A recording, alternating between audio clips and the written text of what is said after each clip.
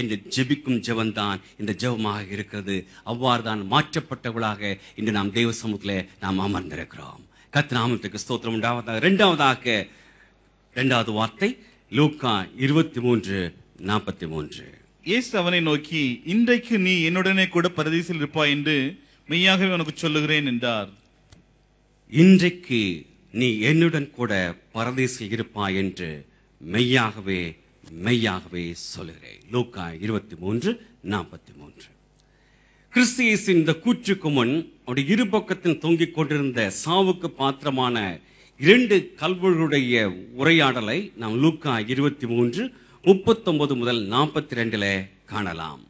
ஒருவன் அவரை அங்கு இகழ்ந்தான், மற்றவன் ஆண்டவரே, நம்முடைய ராஜ்யத்தில் வரும் பொழுது அடியனை நினைத்தருளும் என்று ஜெபிக்கிறான்.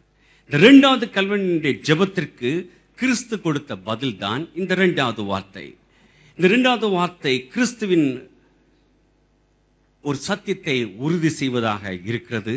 அதுதான் கிருபையினால மட்டுமே ஒருவர் ரட்சிப்பு அடைய முடியும் என்றது. இந்த 2வது வார்த்தை உணர்த்தும் சத்தியம், எந்தவித கிரியையும் ஒருவனை ரட்சிக்காது, தேவனுடைய கிருபை ஒன்றே ஒருவனை ரட்சிக்கும் என்பது. இங்குதான் நாம் சொல்லுவோமே, the amazing grace of the God என்று, ஆச்சரியப்படத்தக்கான தேவனுடைய கிருபை என்று கூறுகிறோமே, அந்த கிருபை இந்த கள்ளனை சந்தித்ததை நாம் பார்க்கிறோம். அந்த கிருபை குறித்து பவுல் சிறப்பாக எபேசியர் 2:8 சொல்கிறார். கிருபையினாலே விசுவாசத்தை கொண்டு ரட்சிக்கப்பட்டீர்கள், இது உங்களால் உண்டானதல்ல, இது தேவனுடைய ஈவு என்று மிக சிறப்பாக வர்ணிக்கிறதை பார்க்கிறோம். இன்று ரட்சிக்கப்பட்ட நீங்களும் நானும் அனுபவிக்கும் இந்த ரட்சிப்பின் ஆசீர்வாதங்களும் ஒரு நாள் நாம் அனுபவிக்க போகிற பரலோக நித்தியமான வாழ்வும் தேவன் கிருபையாக கிருபையாக கிருபையாக இலவசமாக கொடுக்கப்பட்ட ஒன்றாகும். ஆம், கிறிஸ்து இயேசு மீட்பர் என்று விசுவாசித்து அவர் இரட்சகராக ஏற்றுக்கொள்ளும் பொழுது மட்டுமே இந்த கிருபைக்கு நாம் சொந்தமாக மாற்றப்படுகிறோம்.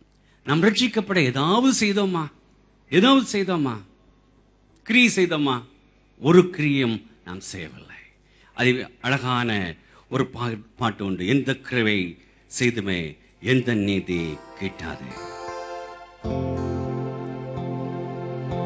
கிரியை செய்துமே எந்த நீதி கேட்டாதே, கண்ணீர் வீத்தம் சோரிந்து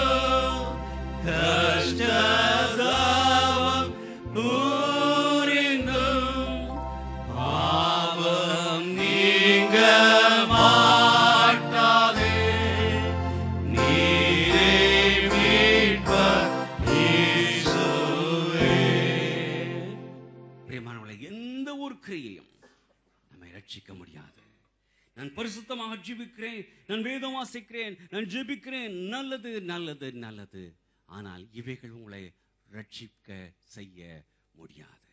கர்த்தராகிய இயேசு கிறிஸ்துவின் மேல் வைத்திருக்கும் விசுவாசம், அவர்தான் ரட்சகர் என்று ஏற்றுக்கொள்ளும் அந்த ஒரே ஒரு காரியம்தான் உங்களை ரட்சிக்குமே தவிர மற்ற காரியங்கள் எல்லாம் அல்ல. அது உங்களுடைய பரிசுத்தத்தை மற்ற விசுவாசத்தை காத்துக்கொள்வதற்கு ஏதுவான ஏதுகணைகள் தானே தவிர அதுதான் உங்களை ரட்சிப்பதாக அமைந்து விடாது. இந்த கல்வியின் ரட்சிப்பு அநேக சந்தேகங்களை தெளிவிப்பதாக உள்ளது. முதலாவதாக, எந்தவித நற்கிரியைகளும் ஒருவனை ரட்சிக்காது என்ற சத்தியத்தை சொல்லுகிறது. இரண்டாவதாக, எந்த ஒரு நற்குணமும் ஒருவனை ரட்சிக்காது என்று சொல்லுது. அவன் நற்குணம் உடையவன் அல்ல, அவன் திருடன், கொள்ளையக்காரன், அதனாலே பயங்கரமானவன், ஆனால் அவன் ரட்சிக்கப்படுகிறான். அதுக்காக நற்கிரிகளும் நற்குணங்களும் வேண்டும் என்பதற்கல்ல, முக்கியமாக ஒரு ஒழுக்குள்ளாக வேண்டும். மூன்றாவதாக, மரித்தபின் ஒரு ஆத்மா முதலிலே பரிசுத்தமாக்கப்படத்தக்கதாக ஒரு இடத்திலே தங்கி அதன் பின்பு பரலோகம் போக வேண்டும் என்ற கூற்றையும் பொய்ப்பிப்பதாக இருக்கிறது. என்றால் இன்றைக்கு நீ என்னுடன் கூட பரதேசில் இருப்பாய் என்று அன்றைக்கே பரலோக ஜீவத்தை அவனுக்கு கொடுத்திருப்பதாக நாம் காண்கிறோம். நான்காவதாக, தேவன் அன்புள்ளவர், அவர் யாரையும் கைவிட மாட்டார், எல்லாரையும் பரலோகம் கூட்டி சொல்லுவார் என்று சொல்லு கூற்றை வைப்பதாக இருக்கிறது. ஒருவனை அவர் கைவிட்டார், ஒருவனை பரலோகத்திலே அழைத்துச் செல்வதை நாம் இங்கு பார்க்கிறோம். அடுத்ததாக இங்க இந்த 2 கள்வரும் சிலுவிலே தொங்குன்பாக இரட்சகரை நோக்கி ஜெபித்தார்கள். முதல் கள்வன் ஒரு வேண்டுகோள் வைத்தான். என்ன வைத்தான்? நீ கிறிஸ்துவானால் உன்னையும் என்னையும் ரட்சி. நீ கிறிஸ்துவானால் என்னையும் உன்னையும் ரட்சி. அவனுக்கு அப்பொழுது தேவைப்பட்டது சிலுவையிலிருந்து விடுதலை பெற வேண்டும், ஒரு டெம்பரரி ரிலீஃப். இந்த பூலோகத்தில் தொடர்ந்து வாழ வேண்டும் என்ற ஆசைதான் அவனுக்கு இருந்தது. தற்காலிக விடுதலை அவன் வாஞ்சித்தான். சுயநோக்கமான ஒரு ஜெபமாக அது இருந்தது. இன்று கூட அநேக நேரங்களில் இப்படித்தான் நாம் மாறிவிடுகிறோம். கிறிஸ்தவனாக மாறிவிட்டால் அது கிடைக்கும், இது கிடைக்கும், பாடுகள் நீங்கிவிடும், சபைக்கு வந்தால் வேலையில் சேர்த்து விடுவார்கள், பணம் கொடுப்பார்கள், அழுது ஜெபித்தால் அவர்கள் ஜெபித்தால் என் வியாதி நீங்கிவிடும், எனக்கு நல்ல அந்தஸ்து கிடைக்கும், பூலோக ஆசீர்வாதங்கள் கிடைத்துவிடும். நல்லது, கிறிஸ்துவை நம்பினால் கண்டிப்பாக இருக்கும். ஆனால் இதுதான் உங்கள் ஏக்கமாக நோக்கமாக இருந்தால் நீங்கள் பரிதபிக்கப்பட்டவர்கள் என்று வேதம் சொல்கிறது. அதுவே ஒரு நோக்கமாக இருக்கும் என்றால் அந்த முதல் கள்வனுக்கு ஏற்பட்ட நிலைதான் இவருக்கு ஏற்படும். காரணம் வேதம் கூறுகிறது, லூக்கா 9:24. தன் ஜீவனை ரட்சிக்க விரும்புகிறவன் அதை இழந்து போவான், என் நிமித்தமாக தன் ஜீவனை இழந்து போகிறவன் அதை ரட்சித்துக் கொள்ளுவான். தன் ஜீவனை ரட்சிக்க விரும்புகிறவன் அதை இழந்து போவான், என் நிமித்தம், அதாவது கிறிஸ்துவ நிமித்தம் அதை இழந்து போகிறவன் அதை ரட்சித்து கொள்கிறான்.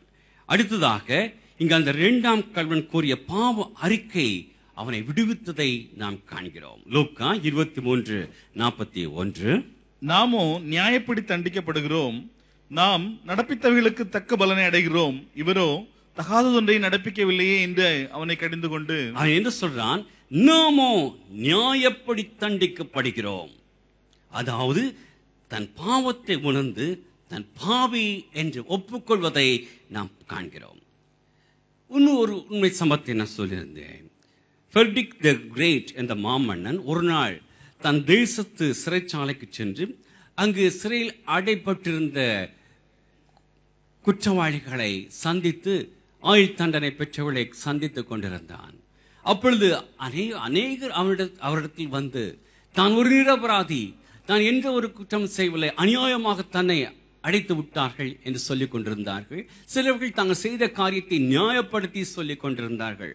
ஆனால் அதில் ஒருவனோ, ஐயா, நான் உண்மையான ஒரு குற்றவாளி, நான் தவறு செய்து விட்டேன், என் கோபத்தில் இப்படிப்பட்ட காரியத்தை செய்து விட்டேன், நான் உணர்கிறேன் என்று சொன்னதும் உடனடியாக அவன் சிறைச்சாலை அதிகாரிகள் அழைத்து முதலாவதாக இவனை வெளியிலே சென்று விட்டு விடுங்கள், இல்லாவிட்டால் இவன் இங்குள்ள மற்ற அனைத்து பரிசுத்தவான்களையும் இவன் கெடுத்து விடுவான் என்று சொன்னாராம்.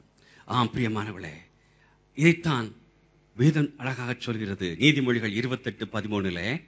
தன் பாவங்களை மறைக்கிறவன் வாழ்வடைய மாட்டான், அவைகளை அறிக்கை செய்து விட்டுவிடுவனோ இரக்கம் பெறுவான். தன் பாவங்களை மறைக்கிறவன் வாழ்வடைய மாட்டான், ஆனால் அப்படி அறிக்கை செய்து விட்டு விடுகிறான். கள்ளன் அதைத்தான் செய்தான். நாமோ நியாயமாக தண்டிக்கப்படுகிறோம். அந்த உணர்வு நமக்கு இருக்க வேண்டும். எவ்வளவு பெற்ற பரிசுத்தவான்களாக இருக்கட்டும், அபிஷேகப்பட்டவர்களாக இருக்கட்டும், ஊழியக்காரர்களாக இருக்கட்டும், ஊழியர்கள் முன் நின்று நடத்தவர்களாக இருக்கட்டும், தவறுகள் வரும் பொழுது, தாப்பனே, I have done this one, மன்னிப்பா, அதை தன்கு பார்க்கிறோம். அவன் உடனடியாக சொல்கிறான். ஏதோ சாக்குப்போக்கு ஒன்று சொல்லவில்லை.